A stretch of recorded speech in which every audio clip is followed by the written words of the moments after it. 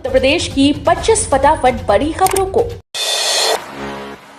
जिले के 500 से अधिक स्कूल्स को मिली सौगात। वित्त और संसदीय कार्य और प्रभारी मंत्री सुरेश कुमार खन्ना ने जिले के 500 से ज्यादा बेसिक स्कूल्स को सौगात दी है। उन्होंने सर्किट हाउस सभागार से 96 स्कूल्स को आईसीटी लैब और 90 को स्मार्ट क्लासेस से लैस करने के लिए स्थापना कार्यों का शुभारंभ किया।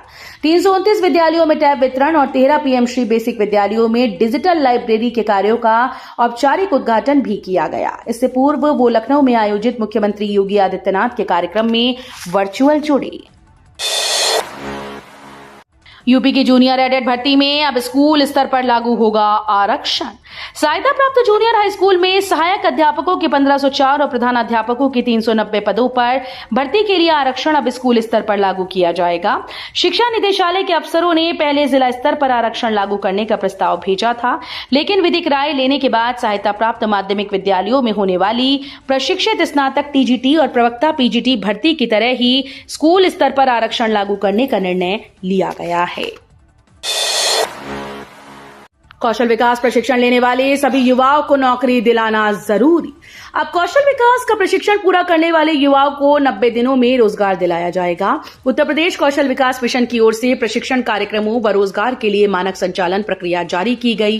रोजगार दिलाने के बाद 1 वर्ष तक युवा को नौकरी में कोई कठिनाई ना हो, इसके लिए उसकी निगरानी भी की जाएगी। यूपी में महिला सुरक्षा को नई पहल। ई रिक्शा, टेम्पो और रैपिडो चालकों को अब करना होगा। यूपी में महिला अपराधों को रोकने के लिए नई पहल शुरू की गई है। अब auto, e rickshaw, taxi, tempo, Ola व उबर कैब, रैपिडो, ऑटो इत्यादि के चालकों को अपने वाहन पर नाम, मोबाइल नंबर, आधार कार्ड का नंबर बड़े बड़े अक्षरों में लिखना होगा। महिलाओं के प्रति बढ़ रहे अपराधों को देखते हुए राज्य महिला आयोग की अध्यक्ष बबीता सिंह चौहान ने परिवहन राज्य मंत्री दयाशंकर सिंह को पत्र लिखा है। यूपी के बिजली विभाग में नेतागिरी पड़ी भारी। कर्मचारी नेता पर 5.5 करोड़ रुपए का लगा भारी जुर्माना। यूपी के बिजली विभाग में नेतागिरी करना एक कर्मचारी नेता को बहुत भारी पड़ गया। अयोध्या में विद्युत विभाग ने श्रमिक संघ के नेता पर कर्मचारियों की बर्खास्तगी के खिलाफ आंदोलन करने को लेकर 5.5 करोड़ रुपए का जुर्माना लगाया।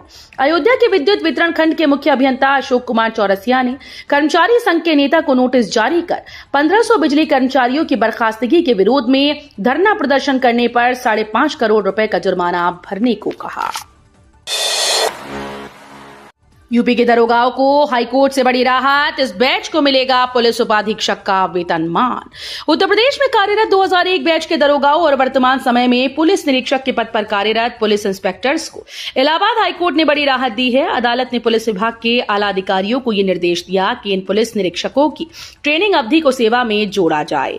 इसके साथ ही दारोगा के पद पर नियुक्ति हुए पुलिसकर्मियों जिनकी सेवाएं 16 वर्ष की पूर्ण हो चुकी हैं, द्वितीय प्रोन्नति वेतनमान ग्रेड पे 5400 रुपए का देने के संबंध में 6 सप्ताह में कानून के तहत स्पष्ट आदेश पारित करने का निर्देश दिया। कोविड के दौरान कार्य करने वाले सैकड़ों अस्थायी कर्मचारियों को राहत। समायोजन को हरी झंडी। कोविड महामारी के दौरान प्रदेश के विभिन्न जनपदों में अस्थायी, अल्पकालिक, संविदा और आउटसोर्स मानव संसाधन के पदों पर कार्यरत कर्मियों के विभागीय समायोजन को हरी झंडी मिल गई। ये वे कर्मचारी हैं जो पिछले समायोजन में रह गए थे। डिप्टी सीएम ब्रजेश पाठक ने बताया कि विभिन्न स्वास्थ्य इकाइयों में इन कर्मियों का समायोजन किया जा रहा है। यूपी में लेक्चरर, प्रोफेसर, नर्स बनने का शानदार अवसर। 4350 पदों पर होगी बम्पर भर्ती। उत्तर प्रदेश में नौकरी की तलाश कर रहे उम्मीदवारों के लिए बहुत बड़ी खुशखबरी है। उत्तर प्रदेश के मुख्यमंत्री योगी आदित्यनाथ प्रदेश के युवाओं को बड़ी सौगात जल्दी ही देने जा रहे हैं। उत्तर प्रदेश मुख्यमंत्री के द्वारा हाल ही में आयुष विभाग की बैठक में रिक्त पदों को जल्द से जल्द भरने के निर्देश दिए गए। अयोध्या, वृंदावन, काशी में लागू होगा अत्याधुनिक फेस रिकॉग्निशन सिस्टम। चेहरा पहचानना होगा आसान। राजधानी लखनऊ स्थित अलीगंज के नए हनुमान मंदिर में बढ़ती भीड़ और सुरक्षा जरूरतों को ध्यान में रखते हुए पर्यटन विभाग ने फेस रिकॉग्निशन सिस्टम का पायलट प्रोजेक्ट शुरू किया है। ये प्रयोग सफल होने के बाद विभाग ने इसे अयोध्या, वृंदावन, काशी, प्रयागराज में भी लागू करने का निर्णय लिया। जल्दी इससे जुड़ी अन्य औपचारिकताएं पूरी की जाएंगी। लखनऊ के अलीगंज स्थित इस नए हनुमान मंदिर में लागू व्यवस्था की सफलता के बाद ये निर्णय लिया गया। यूपी सरकार का ऐलान, सामूहिक विवाह योजना में अब कन्याओं को सिंदूर भी किया जाएगा दान। उत्तर प्रदेश सरकार ने ऑपरेशन सिंदूर के बाद एक बड़ा फैसला लिया। अब सामूहिक विवाह योजना के तहत मिलने वाले उपहारों में कन्या को सिंदूरा भी दिया जाएगा। इतना ही नहीं, लाभ लेने के लिए कन्या पक्ष की अधिकतम आय सीमा भी 2 लाख रुपए से बढ़ाकर 3 लाख रुपए कर दी गई है। प्रति जोड़ा खर्च 51,000 रुपए से बढ़ाकर 1 लाख रुपए किए जाने का शासनादेश भी जारी किया गया। कानपुर मेट्रो का काम कर रही तुर्की की कंपनी भागी। कानपुर में मेट्रो का काम कर रही तुर्की की एक कंपनी ठेकेदारों का 80 करोड़ रुपया लेकर भाग गई। कंपनी के स्थानीय ऑफिस में ताला लगा हुआ मिला। मौके पर मौजूद गार्ड्स ने कहा कि हमारी सैलरी दिए बगैर ही कंपनी चली गई। वहीं ठेकेदारों का आरोप है कि ऑपरेशन सिंदूर के बाद कंपनी के अधिकारियों ने फोन उठाना बंद कर दिया था। बार बार पूछने पर और फोन करने पर अब शहर छोड़कर भाग गए। यूपी में बिछाया जाएगा एक्सप्रेसवे का जाल। यूपीडा ने तैयार किया 9 नए प्रोजेक्ट का प्रस्ताव। उत्तर प्रदेश में 9 नए एक्सप्रेसवे बनाने की तैयारी यूपीडा उत्तर प्रदेश एक्सप्रेसवे औद्योगिक विकास प्राधिकरण ने शुरू कर दी। यूपीडा ने इन एक्सप्रेसवे के निर्माण संबंधी प्रस्ताव तैयार कर लिए हैं। इसमें Lucknow link expressway, Farrukhabad link expressway, Jewar link expressway, Vindhya expressway, Meerut Haridwar link expressway, Chitrakoot Rewa link expressway, Gorakhpur Siliguri expressway व गोरखपुर शामली एक्सप्रेसवे के नाम शामिल हैं। काशी में विकास के जो काम 8 दशकों में देखने को नहीं मिला, उससे योगी सरकार ने 8 सालों में कर दिखाया। ब्रांड बनारस पर्यटन के अंतर्राष्ट्रीय मानचित्र पर पिछले 8 सालों में ऐसी दस्तक दी है, जिससे विश्व भर के पर्यटकों का रुझान काशी की ओर बढ़ता चला जा रहा है। योगी सरकार काशी के कलेवर में तेजी से परिवर्तन करके उसके पुराने वैभव को लौटा रही है। काशी पौराणिकता के साथ आधुनिक होती जा रही है। काशी ने अपनी छवि बदली तो दुनिया बनारस की ओर आकर्षित होने लगी। आ गया ग्रेटर नोएडा में इंडस्ट्री लगाने का मौका। अथॉरिटी ने लॉन्च की 40 प्लॉट की योजना। ग्रेटर नोएडा प्राधिकरण ने शहर में उद्योग लगाने का सपना देख रहे उद्यमियों के लिए औद्योगिक प्लॉट योजना लॉन्च की। 40 औद्योगिक प्लॉट की योजना में 450 से लेकर 8,000 वर्ग मीटर तक के प्लॉट अलग अलग सेक्टर्स में स्थित हैं। प्लॉट औद्योगिक सेक्टर इकोटेक 1 से 11 की सीरीज के विभिन्न सेक्टर्स में स्थित हैं। नोएडा में खुलेगा सरकारी ड्राइविंग ट्रेनिंग सेंटर। डीएल बनवाना होगा आसान। शासन की ओर से आईडीटीआर के प्रस्ताव को मंजूरी मिल चुकी है। इसके बनने से डीएल बनवाने के लिए लोगों को निजी सेंटर्स के भरोसे नहीं रहना होगा। अधिकारियों का कहना है कि सेंटर का निर्माण कार्य जल्द ही शुरू हो पाएगा। बता दें कि सड़क सुरक्षा को लेकर प्रदेश सरकार के साथ साथ केंद्र सरकार भी कई प्रयास कर रही है। ऐसे में एक प्रयास उत्तर प्रदेश में भी किया जा रहा है। कानपुर में अचानक सक्रिय हुई एजेंसीज। एयरपोर्ट के 3 किलोमीटर के दायरे में वेरिफिकेशन। प्रधानमंत्री नरेंद्र मोदी के आगमन को लेकर यूपी के कानपुर शहर में खुफिया एजेंसीज अचानक से अलर्ट मोड पर आ गईं। चकेरी एयरपोर्ट के 3 किलोमीटर के दायरे में संदिग्धों का सत्यापन शुरू हो गया। इसके साथ ही लोगों से लॉन्ग रेंज असलहे भी जमा कराए जा रहे हैं। पुलिस ने ऐसे शस्त्र लाइसेंस धारकों को चिन्हित कर अब तक 20 लोगों से शस्त्र जमा करवा लिए हैं। उत्तर प्रदेश में परिवहन सेवाओं का डिजिटलीकरण। व्हाट्सएप चैटबॉट सेवा को मिली एपीआई एक्सेस।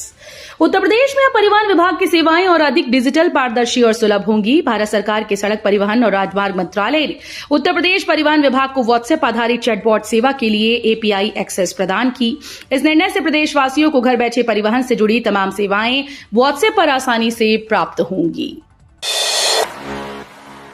अब गांव से महानगर सिर्फ कुछ घंटों की दूरी पर। जानिए किन जिलों को जोड़ेंगे यूपी के नए एक्सप्रेसवे। देश में एक्सप्रेसवे बनाने का यूपी रिकॉर्ड बना रहा है। राज्य में 6 एक्सप्रेसवे चालू हैं, 6 बन रहे हैं और 9 नए एक्सप्रेसवे बनने का प्रस्ताव फाइनल हो गया। यूपी में 21 एक्सप्रेसवे हो जाने पर सफर करना बहुत ही आसान हो जाएगा। गांव से महानगरों की दूरी चंद घंटों में तय होगी। इन एक्सप्रेसवे बनने से सफर के साथ साथ रोजगार को भी गति मिलेगी। केजीएमयू में सस्ती दवाओं के दावे हवा हवाई। महंगी दवाएं खरीदने को मजबूर रोगी। राजधानी लखनऊ स्थित किंग जॉर्ज चिकित्सा विश्वविद्यालय में हॉस्पिटल रिवॉल्विंग फंड के माध्यम से मरीजों को सभी दवाएं सस्ती दर पर उपलब्ध कराने के दावे अभी भी हवा हवाई हैं। मरीजों के पर्चे पर डॉक्टर जो भी दवाएं धड़ल्ले से लिख रहे हैं, उनमें इक्का दुक्का दवाएं ही एचआरएफ के दवा काउंटर पर मिलती हैं। अधिकतर दवाएं लेने के लिए मरीज और तीमारदारों को परिसर के बाहर के मेडिकल स्टोर पर जाना पड़ता है। चीन की 7 फुटवियर कंपनीज यूपी में 2500 करोड़ का करेंगी निवेश, 10 लाख लोगों को मिलेगी नौकरी। चीन की दिग्गज फुटवियर कंपनीज यूपी में निवेश करेंगी। चर्म निर्यात परिषद के प्रतिनिधियों और राज्य सरकार की तरफ से प्रमुख सचिव एमएसएमई, अवस्थापना व औद्योगिक विकास आलोक कुमार के 6 दिवसीय चीन दौरे में 7 कंपनीज ने करीब 2500 करोड़ के निवेश का प्रस्ताव दिया। ये निवेश कानपुर और आगरा में प्रस्तावित 2 फुटवियर पार्क के लिए है। 5 से 12 जून तक होगी पॉलिटेक्निक प्रवेश परीक्षा, 4 लाख से अधिक परीक्षार्थी होंगे शामिल। पॉलिटेक्निक प्रवेश परीक्षा की तारीखों का ऐलान कर दिया गया है। प्रवेश परीक्षा 5 से 12 जून तक होगी। परीक्षा में 4 लाख से अधिक परीक्षार्थी शामिल होंगे। परीक्षा परिणाम की घोषणा 21 जून को होगी। वहीं 25 जून से प्रवेश काउंसलिंग होगी। नेपाल सीमा से सटे जिलों में बड़ी सतर्कता, चेकपोस्ट पर अलर्ट के साथ गांव में हो रही है पैदल गश्त। ऑपरेशन सिंदूर के बाद नेपाल सीमा से सटे गांव, कस्बों व जंगल के रास्तों पर सतर्कता बढ़ा दी गई। सीमा पर आने जाने वालों की सघन तलाशी कराई जा रही है। सोहेलवा जंगल की वादियों की सुरक्षा पर फोकस है। जंगल के बेशकीमती पेड़ों व जड़ी बूटियों की सुरक्षा को लेकर पुलिस व सीमा सुरक्षा बल के जवान सतर्क हैं। प्रदेश में लागू हुई केंद्र की राहवीर योजना, घायल व्यक्ति को अस्पताल ले जाने पर मिलेगा 25,000 का इनाम।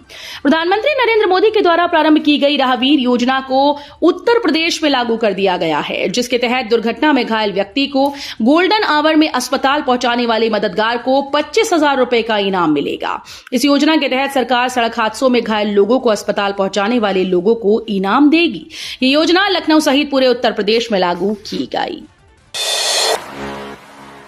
जंगी तैयारी में आत्मनिर्भरता की ओर भारत का बड़ा कदम, 5वीं पीढ़ी के स्टील फाइटर जेट पर प्लान को मिली मंजूरी। 27 मई 2025 को रक्षा मंत्री राजनाथ सिंह ने उन्नत मध्यम लड़ाकू विमान कार्यक्रम के लिए एक विशेष मंजूरी दी। ये कदम भारत के आत्मनिर्भर भारत अभियान को मजबूत करने की दिशा में एक बड़ा कदम है। इस कार्यक्रम को वैमानिकी विकास एजेंसी उद्योगों की साझेदारी के साथ लागू करेगी, जिसमें निजी और सार्वजनिक क्षेत्र की कंपनीज को समान अवसर मिलेंगी। नोएडा में यहां बनेगा स्काई वॉक, रोज यात्रियों को होगा फायदा। दिल्ली मेरठ एक्सप्रेसवे से सटे सेक्टर 62-63 चौराहे पर नोएडा प्राधिकरण एक आधुनिक वृत्ताकार स्काई वॉक बनाने जा रहा है। इसका उद्देश्य भारी ट्रैफिक से जूझ रहे इस चौराहे पर पैदल यात्रियों को सुरक्षित मार्ग देना और वाहनों की आवाजाही को सुगम बनाना है। स्काई वॉक जमीन से ऊपर गोलाकार आकार में बनाया जाएगा। इसकी लंबाई करीब 400 मीटर होगी। इसे लोहे की छत से ढका जाएगा ताकि बारिश या गर्मी में भी लोगों को परेशानी ना हो।